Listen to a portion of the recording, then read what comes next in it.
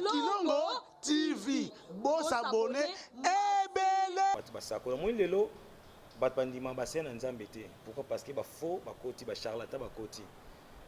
Donc image ya basena nzambe pa bato mususu bakaisaka baba mandia. Kamiyibi. Ba ko luka.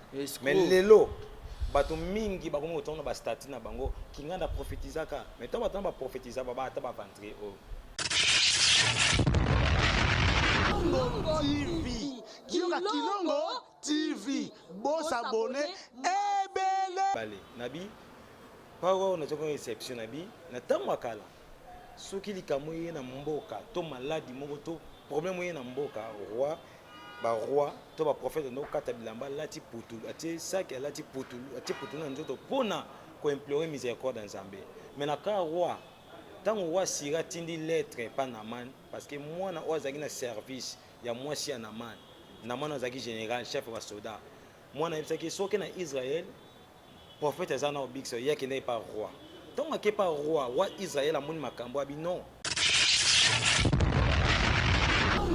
TV Kilongo TV boss abonné ebele isa kamona Noé tant asali arche tant osana arche doit moni liboma pour nous azem ta kopo azem ta kwiti ba moni na liboma muto sala boato na mokili Père Bakimbule obeta 40 jours continue ba mona o samba te ton no wasi ici ton boule bandaki ton bat ba mena mai ba kufa ko peka no waza na raison mi baza sauter retard TV Kilongo TV boss abonné ebele pimi bile siko so mta pimi njamba oyeka so na nzala ils dépend na révélation au mutasui pour moi na moi lo na ko condamner été parce que ça révélation ya Jésus monde qui fait dans la maille on est ça y TV Kilongo TV boss abonné ebele ils a donné ba prophétiser makambo tant makambo ba prophétiser on te l'a dit ba extrême monsieur papa Alain Neden que dimanche on va l'église des artés ainsi que ndeko Roger Bakalo bango alors bangane kaka frère Patrice Payemba tant yemba nte mwana yeba nti makambo ya suka ne ba pe yemba te mina imi parti suka mokolo ya somo mokolo na suka okende na wende kozala te lelo nzembo wana esu impact mais tant yemba ngo yemo pa yebete ke yo izabo parfois yemba kaka révélation ma yebete ça maboy siko yango makambo ekomi boy TV Kilongo TV boss abonné ebele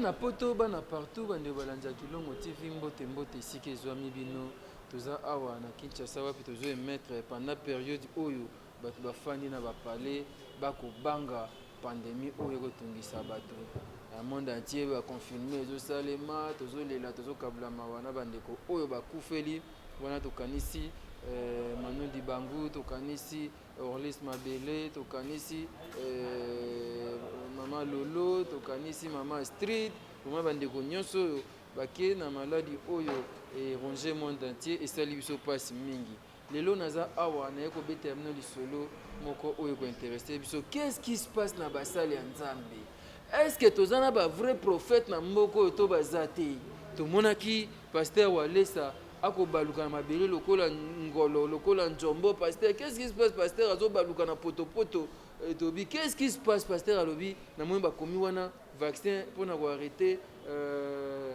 maladie oyo ils rongé monde entier oyo pasteur Walesa azobondela azobaluka na poto est-ce que ça na raison to ça na tort bandeko ebele ba critiquer Walesa babite ya kosala makambo bongo te akosambelaka Nzambe yoki est-ce que pratique wana sali eza normal pona ko arrêter pandémie oyo te pandémie oyo virus oyo ebimi oyo ezali bilembo ya fin du monde to ezoko annoncer kaka mama Laura yembi lipata oyo moke bozomona eza ko annoncer mvula est-ce que pandémie oyo ezo annoncer fin du monde to déjà toza na fin du monde tokoloba lisolo yango lelo. On va parler avec l'homme de Dieu, le pasteur Kossi qui est à mes côtés. Pasteur Kossi, à chaque fois, il explique à Kabiso, et ça, moi, bientôt, moi, la vérité est belé. D'abord, tu aurais que yopé, virus, tu es très malade, mais au biki na virus, n'était pas de ma soeur cité pour YouTube, a bloqué ma vidéo, merci, Papa Rabi. Naza très reconnaissant na Nzambe tata nenga bikisi yo oyo asalinga ngolo na bima na hôpital na kota hôpital pour na pandémie ote ya coronavirus to virus oyo zo ko arranger ba vie ya bato na kota parce que nzoto eninganaki nazali na intérieur pour na mission côté ya Sambalamu je crois bien de kokode ma tozali na 3 jours na mission na tagi pendant lundi si comme na lundi ti lundi le 9 mars ti dimanche nango ezaki facilité chaque jour zote ya enangola Nzambe ezaki na ba service à prier ça chaque jour de nzoto lokola nzoto 54 tina saki ba traiter comme il faut te ebelaki et na kine na centre dina zaki wana pendant 2 ou 3 jours pour na ba soins et ça va mais ceux ezaki na kine na ba centre mse ba ko kanga ke ba maladie parce que ezoyi balatiza vuyo to fona kata mboka Congo tozoyi ba noté mais ndenge ba nyonso balaka to bakezali eza ko exister na Congo to ke na kiti pana donc ezaki te pona belaki virus oyo attaquer nga yango te OK moi nzoto eningana eka suis nzoto eningana ki parce que il travaille ki mingi eza nzoto. OK pasteur Kossi ozana Kinshasa c'est vrai to kolo ba so makambo ya to banana na makambo pasteur Walesa ou bien to banana na makambo ya pandémie oyo ba question za yo ba réponse yanga naza wana pona nyonso otuna to banda tomonaki moko collègue na bino Mosena Nzambe pasteur Walesa akobaluka na potopoto lokola ngolo lokola mbinzo azobaluka azosambela na éviter pona yo tala vidéo hein? Oui bien sûr nataki yango na tango kala ezaki soki roi to prophète azuli kamo o elekli na mayele bande ko kate lamba ko lata saki ko tia putulu na kate ya ko implorer ma Nzambe mais na kamoko wa Israël tango na 2 Rois chapitre 5 tant na mana yoki ke na Israël Nzambe robikisa ye akina ba biloko pa roi kate bilama pona ko lobake makambo yilinge lekelinga ezala mesure na ngate mais Elisa pesa solution alors ba roi ndeko longola bilamba balati chaque batui pour tout le bâtir na nzoto pona ko senga ma Nzambe bon pasteur Walesa sali yango eza révélation ya koza nango toko ko kana ba révélation asali ma nam dana révélation na asali mabeto malamu Nzambe akuta na mkesu ndenge makote abimela Moïse na biso ardent nzete zo pela moto zo zika te abimela Moïse bongo loba na ye mais tant abimela Abraham abimela ye bongo te bato mosusu Abraham nzambe abimila ye na ndoto bato mosusu nzambe abimili bango face à face. Donc yango révélation biso bikokende ndenge moko te asali mabe te amisopi potopoto na nzoto asali na ye mabe te wana eza ye ndenge osambela nzambe na ye preuve ane tomona ye banzambe abale oyo miso amikati po abelela bale mais Elia azalaki ne posé tranquille mpe likambo na moto te moto etali koleki te sali nini Elia azwi kutu bakoni yango asopeli yango so mai so mai Eli mpe azalaki teti non mpona koconfirme ke nzambe ya solo. Donc c'est ça mpona nga pasteur walesa asali ne mabe te eza ye na makambo na ye na révélation na ye lokola révélation na ye eza ye eza yanga te tokoloba ngo nde mo te mais pour moi j'ai pris à la maison bato mosusu bakosambelaka nde bakosambela. Donc c'est ça mais quelque part bato balobi walesa asali mabe koma ako alati saki ake kobaluka lisu na potopoto azosokola eske mpo nzambe ayoka prière na ye il faut kaka asala ndenge wana nzambe ayokaka biso na bamoma nyonso tokozala na bata nyonso mais comme ata mwa moto aboyi kolia mpo oluka nzambe amipimi bilei sikoyo so moto amipimi bilei nzambe ayokeka so na nzala ezodépendre na révélation oyo moto azwi pour moi na moi eloko nakokondane ye te parce que eza révélation ye azwi amoni ke efa dinga na mai wana eza ye parce que roi na 2 Rois chapitre 5 verset 7 ntango atindi azwaka katanga tokovérifie 2 Rois chapitre 5 verset 7. Après avoir lu la lettre, le roi d'Israël déchira ses vêtements et dit: suis-je un Dieu pour faire mourir et pour faire vivre, qu'il s'adresse à moi afin que je guérisse un homme de sa lèpre. Sachez donc et comprenez qu'il cherche une occasion de dispute avec moi. Nabaki mami bale nabi pawa na toko exception nabi na tango akala soki likambo ye na mboka to maladi moko to problème ye na mboka roi to ba prophète no kata bilamba lati putu ati saki lati putu na nzoto pona ko implorer miséricorde en Nzambe. Mais na ka roi tango roi sira tindi lettre pa Naman parce que moi na ozaki na service ya mwasi ya Naman azaki général chef wa soldat.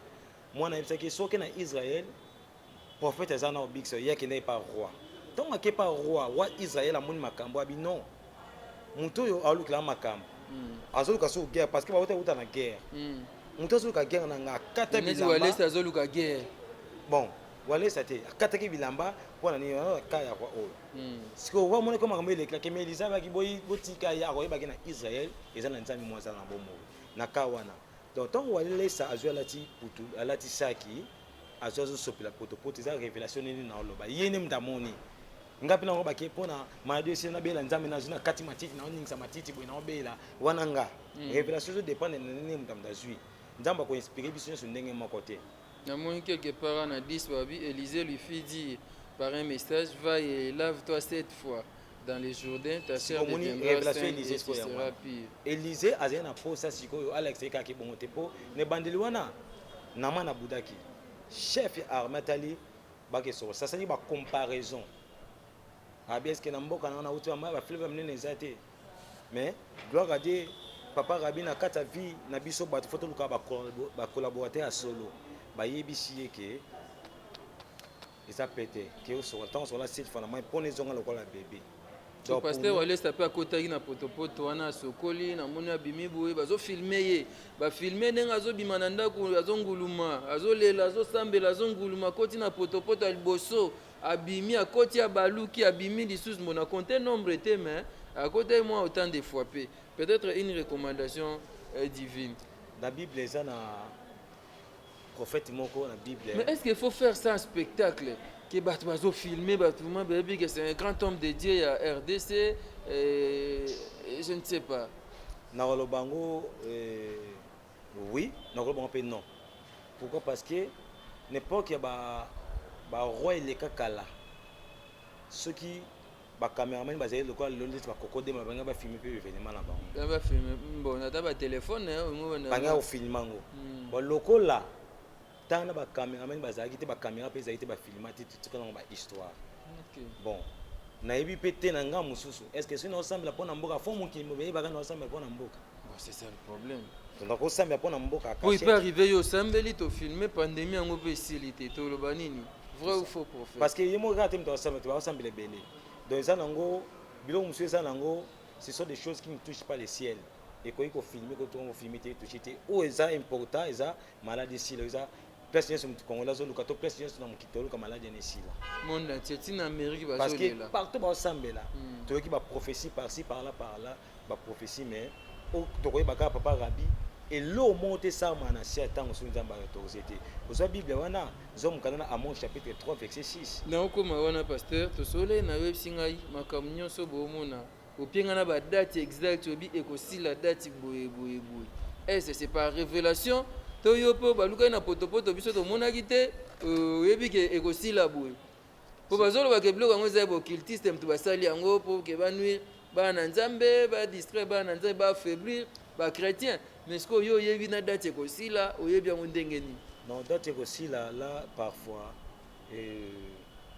yango te mais dimoi mo ekosila ezali lo mo ya fesa 5 mois place nazobaki oyebi na date ekosila yango wana ça ntango ebandi mosala na nzambe moko te ayo papa rabi maladi songolo ezoya ekoki kozala na monde entier ti place so ezalaka bien na poto maladi yango ezali mais ceque dimoi bino boyebi ke ekosila 5 mois makambo oyo oyebi makambo oyo bato baprofétise yango kala eza baprophétie eza kala bato basakola moi lelo bato bandima basene na nzambe te pourquoi parce que bafaux bakoti bacharlatan bakoti donc image ya basene na nzambe mpo bato mosusu bakaisaka baa bamandia bamiyibi bayekoluka mais lelo bato mingi bakomi kotonga bastati na bango kinga na prophétisaka mais ntango bato na baprophétisa ata baventre oyo eza kama ona noe ntango asali arche ntango asala na arche bato bamoni liboma bamoni na liboma moto azosala bwato na mokili mpe alobaki mbula obeta 48 49 bamona oyo ekosamba te ntango noa silisi ntango mbula ebandaki ntango bato baomela mai bakufa bakopaki ya noa ezali na raison baza su te eza ndenge baprofétise makambo ntango makambo baprofétise ngo tolandi baextreme mosusu ya papa alain na eden ke dimanche moko baeglise ezala te ainsi ke ndeko roger baka alobango alobaka ne kaka frère patrice mpe ayemba ntango ayemba nte mwana ayebana te makambo mokolo ya suka nayeba mpe oyemba te me nayemi mokolo ya suka mokolo ya somo mokolo na suka bokendela oyo nde ekozala te lelo nzembo wana ezwi impact mais ntango ayembaka yango ye moko ayeba ete ke oyo eza boye parfois ayembaka kaka révélation mayeba ete esalama boye sikoyo yango makambo ekomi boye or tant oyo tozali bible bi etike na ange a sonné trompette ya suka ange a sonné trompette ya suka comment ange a sonné trompette ya suka comment tobaki ange ici a sonné trompette maintenant ça la religion ya mutu moko aza na mokili awa parfois tuna mutu aza ange mais mutu aza sataniste na expliquer aussi m'expliquer ntango babi ange a sonné trompette ya suka mpona koannonce koya mwana moto bato mingi bayebaki yango te mais le trompette ya déjà sonné basonné déjà akosonné to basonné déjà eza déjà sonné basonné là on wapi oyebi Donald Trump président ya Amérique Donald Trump comme il a ici son de la trompette Donald Trump il a ici son de la trompette bato baotala biso bayeba anglais basala traduction comme il a ici son de la trompette bela dinganga eza solo tuna pe Sylvie Matondo eza solo Dominique Kiele mwana musakata eza solo Donald Trump il a ici son de la trompette son de la trompette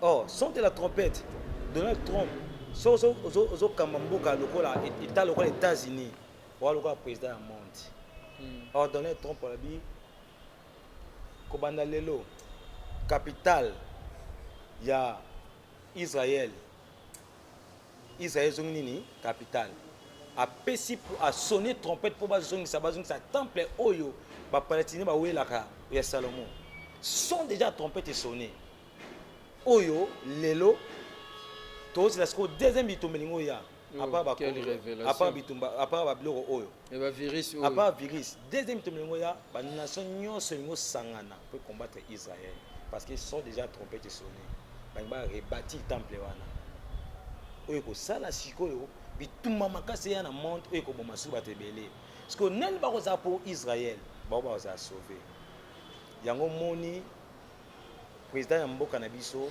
monsieur Félix Tshilombo andimaki ko appuyer ida Donald Trump Israël ezonga Palestine tika Israël ezonga lokola capitale ba déclarons capitale ya Samarie. Pourquoi? Parce que à comprendre makambo wana bato bakasanga neti mutape nini bato ezana IDPS tino bakasi selon les critiques FCC cash naza na parti politique monté tendance moko te na politicien mona lia mbongo na bango te na pe na parti politique monté mais na peuple congolais donc mboka na biso Congo. Donc c'est ça tolo baka critique ndenge ezali na temps oyo si réellement ezali na ba prophète solo o baba ke prophète de la nation, prophète majeur, prophète naine, fallait ba expliquer biso toza na époque toza na temps na Bible aussi to côté Apocalypse. C'est quoi déjà Apocalypse? Tu as dans le temps Apocalypse auto qui donne la révélation qui na suka na le temps de la fin. Wapi bato ba pesa biso biloko na Israël. Mais yo mo poza msala nzambe yo pesa bisoti. Mais quand tant ba pesa te boyo ko ndo baluka na mai bandi ko baluka na potopoto. C'est pour cela mutu boya loba ki erango yo boloba. C'est pour cela qu'on a le baka bokoto les grave. C'est pour cela qu'on a le baka nanda ba bona ba TV. Bato mingi bazana ministère prophétique. Plutôt bazana parole parole prophétique mais bazana ministère prophétique. Ils sont pas des prophètes. On a beaucoup de prophètes chez nous. On a les prophètes de Nilesi. On a les prophètes de Nilesi, oui. On a les prophètes, l'homme de 3 points. On a les prophètes, comment prophète, Big Prophet, Emmanuel Lumbu. Tous les prophètes Francis. Tous les prophètes Belé. Baza d'or prophétie, mais baza prophète. N'habitez pas. Baza ma prophète. Non. Et différence entre ministère prophétique et parole prophétique.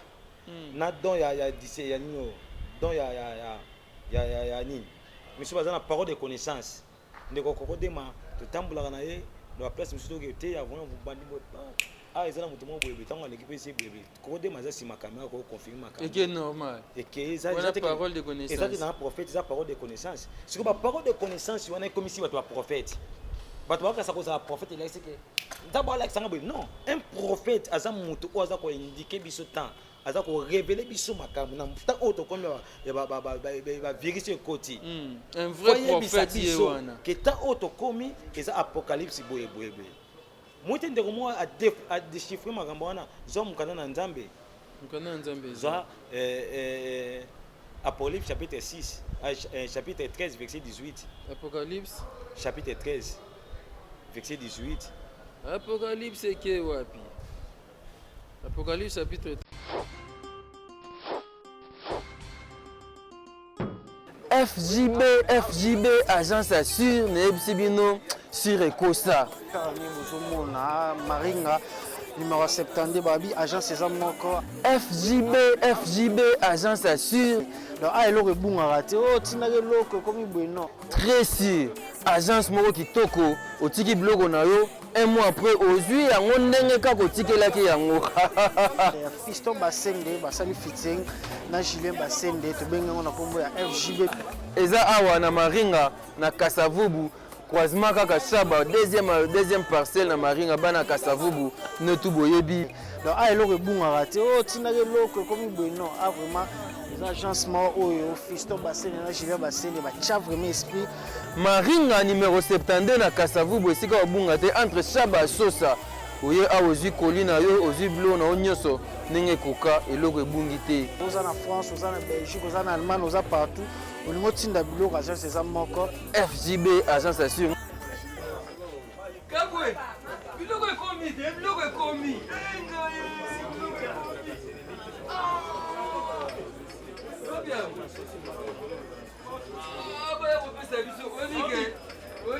na nyokwami makambo ba agence oyo na nyokwami makambo ba agence nakende na lemba oyagwe oye te zonga lobi oye susu boye après une semaine apekisa ba transport na bana poto bana partout agence assure yango oyo FJB yaya kolukaluka te konyokwama na yo te On a qu'une place pour une nation en place pour Guinea. FJP, n'a pas bien. FJP, agence assure. Maringa 72.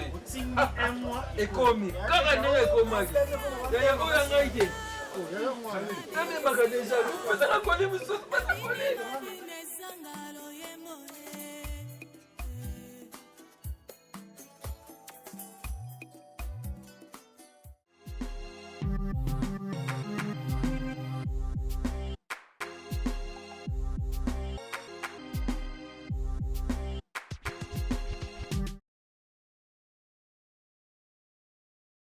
Verset 18. Bible le béni. Apocalypse chapitre 13. Et que verset 18, je lis au nom de Jésus. Amen. C'est ici la sagesse. Na bonde buania. Que celui qui a de l'intelligence Moto o azana mayele. Calcule le nombre de Aye la ba bête. ko calculer nombre ya bête za coronavirus. Car c'est un nombre d'hommes Eza nombre o ya bato. et son nombre est Pe nombre ngozanini 666. 666.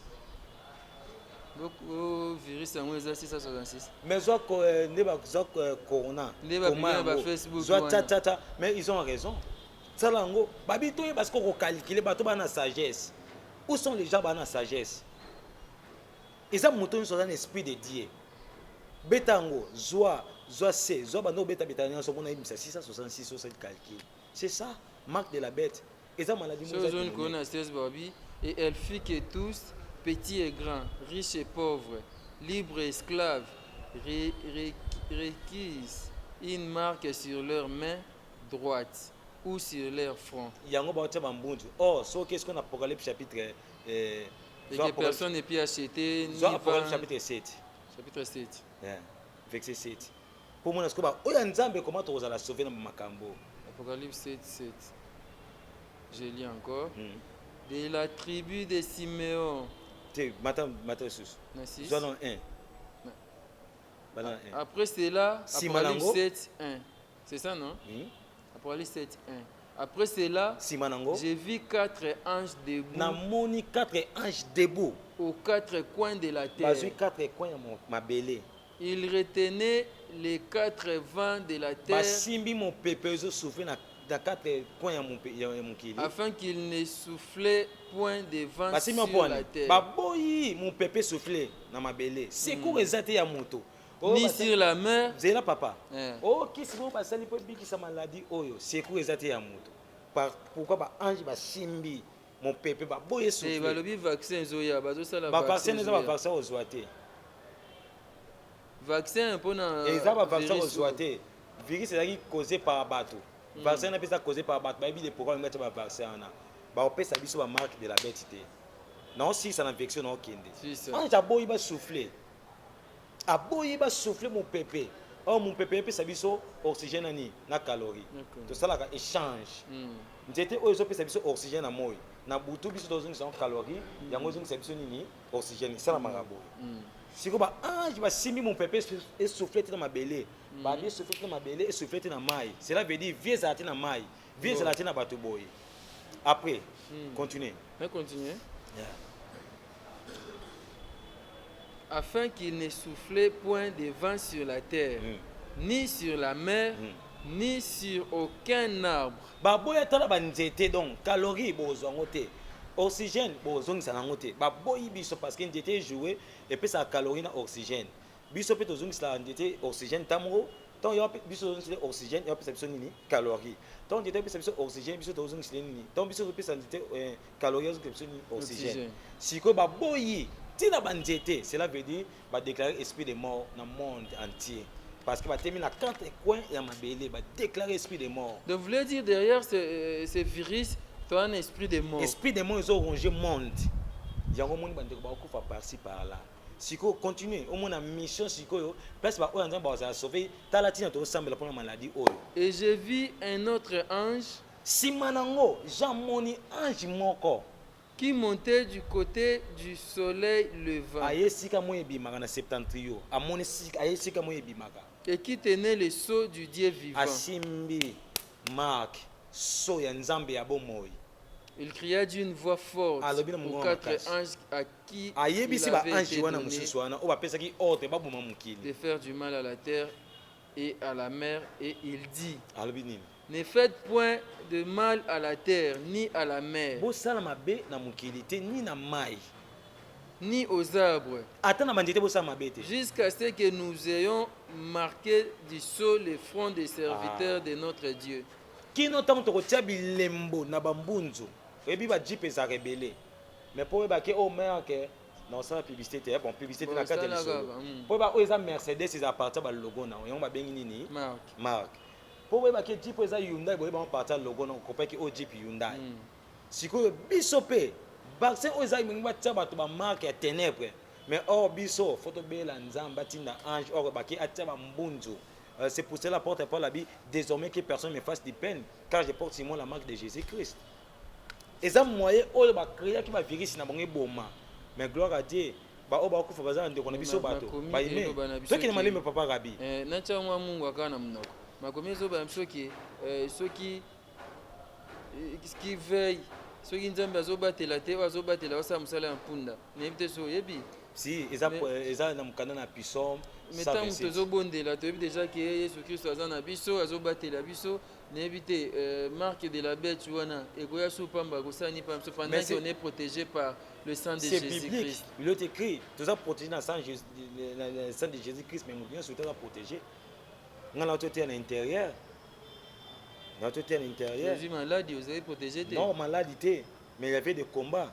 Donc Dieu va permettre aux virus bien que habiter non quand va virusité dans une virusité il y a des volontés nous avons la volonté permissive de Jésus-Christ. Quand je dis la volonté permissive tout le monde envoie tout le monde a mot permission zo bimana nzamba ko permettre que ça soit virus la volonté permissive mais la volonté parfaite nzamba ko boya pe ko ça zongo Dieu peut permettre toi permettre ba kanga Jean-Baptiste bakata ye moto un prophète de l'Éternel bakati ye moto apermeta bakanga Jacques bakata ye moto na épée mais na tango ya Pierre na prison lokola viri vaccin o bazo sala wana yango wana siko ne bali ba tshapso na main gauche nde ba main droite to gauche yango bali ba tshapso donc to zo yango te to boya yango si eza vaccin o zo te eza bangi ba tia bato marque na bango ba tia bato si mais marque on ba tshanga bato na volonté ya bato te na mais il est écrit c'est biblique bon bato biso ba kota ba loge ba kota inconsciemment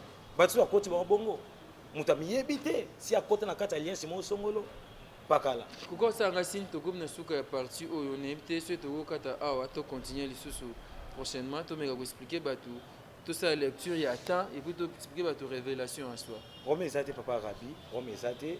Mais qu'est-ce que vous pouvez dire au peuple de Dieu par rapport à temps oyo na temps oyo tozali bana nzambe tozala distraité parce que le diable rôde comme un enrichissant richesse ayebi kaza na temps mokie. Apocalypse chapitre 12 verset 12 Bible le biango likolo sepela pe tozala likolo ma na mabele parce que Satan qui t'a animé na colère okotanga mpona bonne compréhension.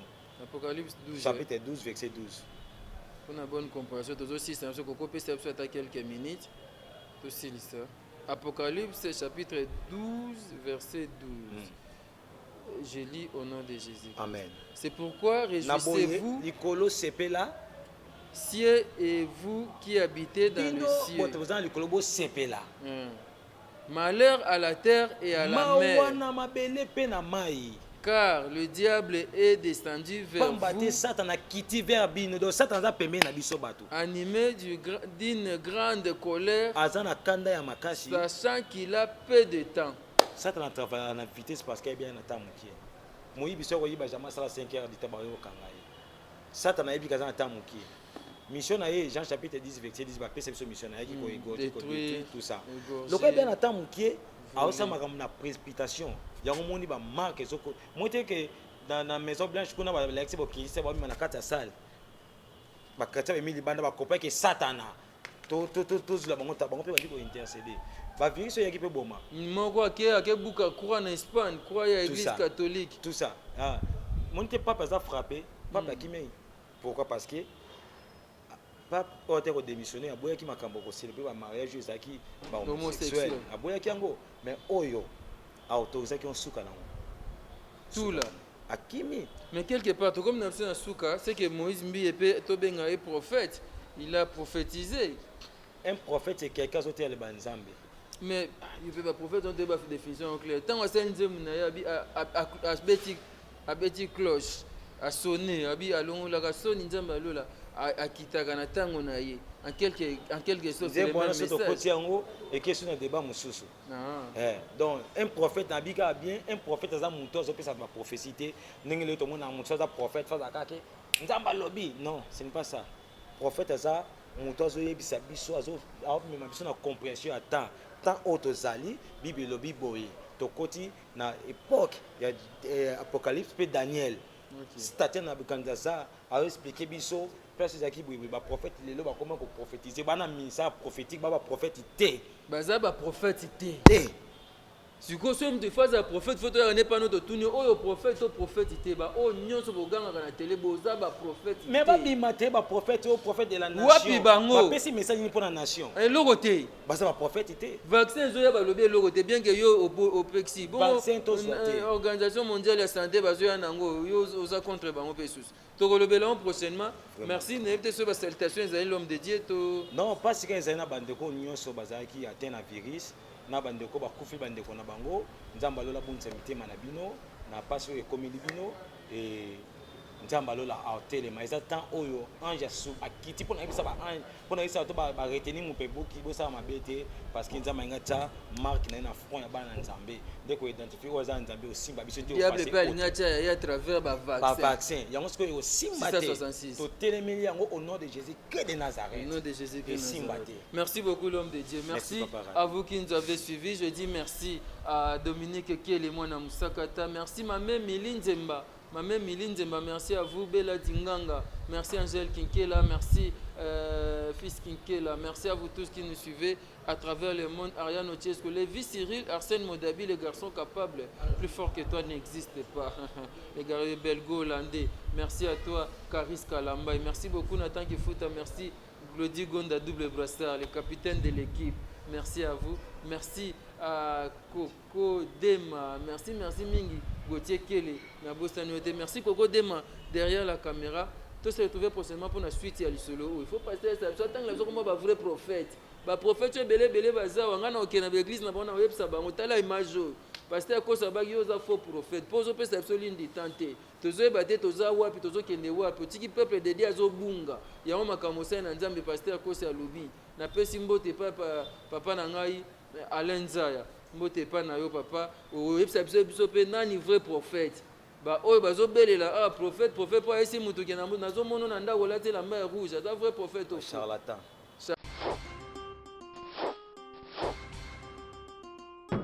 FJB agence assure nebisi bino sur Ekosa bozomona Maringa numéro 72 babi agence eza moko FJB agence assure donc eloko ebungaka te o tinaka eloko ekomi boye non très sûr agence moko kitoko otiki biloko na yo un mois après ozwi yango ndenge kaka otikelaki yango Fiston Basende basali fitting na Julien Basende tobengango na kombo ya FJB eza awa na Maringa na Kasavubu croisement kaka Shaba deuxième parcelle na Maringa bana Kasavubu ne tout boyebi donc eloko ebungaka te o tinaka eloko ekomi boye non vraiment l'agencement oyo Fiston Basende na Julien Basende batia vraiment esprit Maringa numéro 72 na Kasavubu esika obunga te entre Shaba Sosa oye a ozwi kolina yo ozwi blo na onyoso ndenge koka eloko ebungi te oza na France oza na Belgique oza na Allemagne oza partout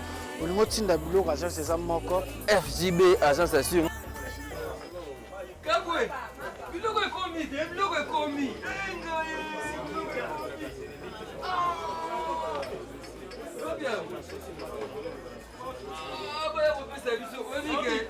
oyebike na nyokwami makambo ba agence oyo na nyokwami makambo ba agence nakende na lemba oyagwe oye te ezonga lobi oye susu boye après une semaine apekisa batransport na bana poto bana partout agence assure yango oyo FJP yaya kolukaluka te konyokwama na yo te On a qu'un des places pour une nation à place pour Guinia.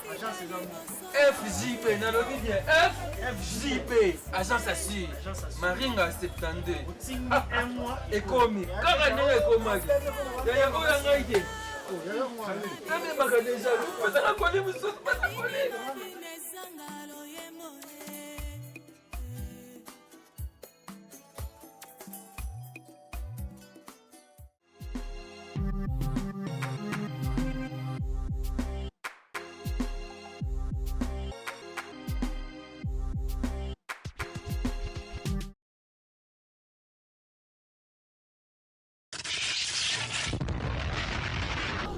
TV. Kilongo TV. Boss abonné. Ebele.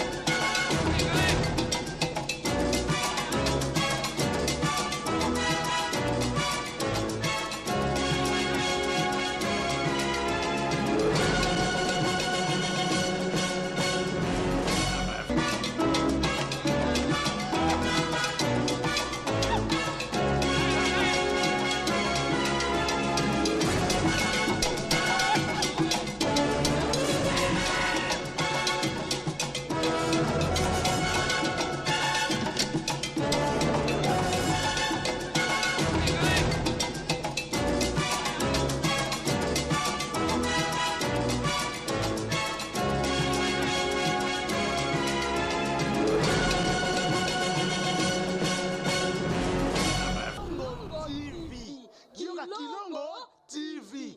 Boss abonné.